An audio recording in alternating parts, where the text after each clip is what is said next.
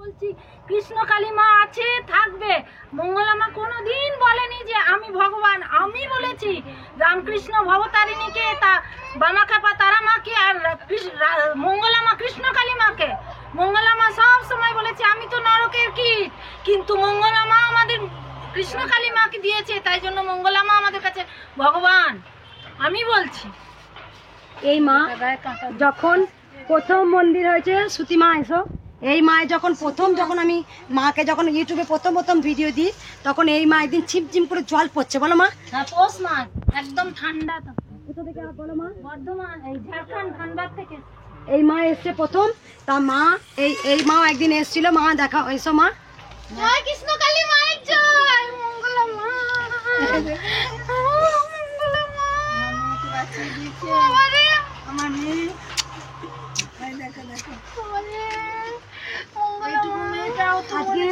সবারই কাছে ভালোবাসা কেন পেলাম তার বলি, এই মা পড়াশোনায় কোনো মতে মন বসছিল না।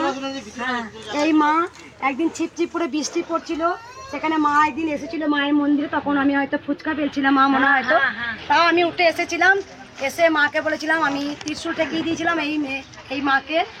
আর মা এর বাবা আর মা দুজনে এসেছিল। তা মা খুব পড়াশোনায় ভালো মন বসেছে, মা ভালো রেজাল্ট করেছে। এই মা মানসিকও করে গিয়েছিল, মা আমার মেয়ে যদি ভালো রেজাল্ট করে পড়াশোনায় মন বসে, তাহলে মাকে আমি সোনার জিপ দেবো, আর আমি হাঁটু গেড়ে আমি মন্দিরের উপরে উঠবো, মায়ের ভোগ করব। তা মা সেটা করেছিল, হাঁটু গেড়ে মায়ের কাছে হাঁটু গেড়ে মা মানসিক করেছিল। মাকে মা সোনার জিপও দিয়েছে বড়। মাকে মায়ের মনস্কামনা পূর্ণ হয়েছে, তাই মা দিয়েছে। আমি তো কিছু বলিনি যে আমার মঙ্গলা মা কোনোদিন কিচ্ছু বলেনি, কিচ্ছু না মা কিচ্ছু বলেনি, কারো কাছ থেকে কিচ্ছু চায় না, কিচ্ছু না। ওই জন্যই তো দূর থেকে এখানে আসে মানুষ। এতই বোকা, আসবে কেন? ফল পাচ্ছে তবে তো আসছে।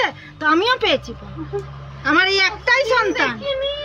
আমার একজন টিচার, এই একটাই হাজবেন্ডও টিচার, দুজনে ওরা একদম ওই ঝাড়গ্রামে স্কুলের টিচার নয় মা তুমি? ধানবাদের স্কুলের সিবিএসসি বোর্ডের টিচার। আমরা টিচার, ওই মা একজন টিচার, ওনার হাজবেন্ডও টিচার।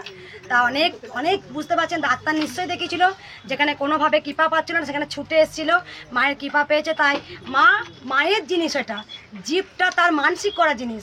কেউ এই যে মাকে শাড়ি দিয়েছে, সেটা মায়ের বস্ত্র, সেটা মা মানসিক করে গেছে। তা বাবাও এসছেন ওখানে। এই বাবা একজন টিচার, উনি মায়ের কাছে কবার এলে মা তুমি? আমি এই নিয়ে 5 বার এলো মা মায়ের কাছে। তাই মায়েরা এত উপকার পেয়েছে, তারা কি ভুলতে পারবে মাকে? কোনোদিন না, মাকে ভুলতে পারবে না। তাই ভক্তদের বলি, তোমরা প্রাণ ভরে ভালোবাসো মা। আমার 50% আসতো, আমি 100% দাঁড়িয়ে গেছি। আর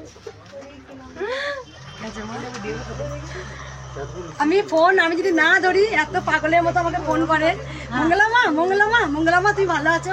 ওর কাছে আমি একটা জীবন হয়ে গেছি, প্রাণ হয়ে গেছি। ও যে আমাকে অন্তরে বসিয়ে নিয়েছে, ও কোনোদিন ভুলতে পারবে না আমাকে। যেদিন মনে হয়, আমি জানি না আমার ভক্তরা, একদিন তো জন্ম যখন হয়েছে, মৃত্যু একদিন হবে। তবে আমি জানি যেদিন আমার মৃত্যু হবে, সেদিন হয়তো আমার প্রত্যেক ভক্ত হয়তো আমার জন্য বুক ফাটা কাঁদবে। কারণ এদের যে আমি হৃদয়ে বসে গেছি, ছুটে এসে আদর করা, ভালোবাসা, এটা ভক্তদের, কারণ ভক্তরা বুঝে গেছে। আমাদের ঘরে কি অবস্থা ছিল, আমাদের খাওয়া দাওয়া বন্ধ হয়ে গেছিল মন্দিরে। এমনিতে ও কাঁদছে, আমি কাঁদছি, আমাদের খাওয়া দাওয়া বন্ধ। কোথায় যাব আমরা? মা না থাকলে আমরা কোথায় যাব, কার কাছে যাব? আমরা অস্থির হয়ে গেছিলাম।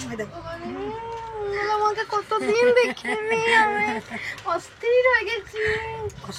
এরকম আমার দাঁতে অপারেশন হয়েছে, দাঁত তুলে করে এসছি, এখানটা পুরো কেটে গেছে, এমন দাঁত তোলা হয়েছে। তবুও আমি বললাম না, আমার আর ছুটি পেয়েছি, আমার চলো, মা টানছে, আমার সব ঠিক হয়ে যাবে, চলো।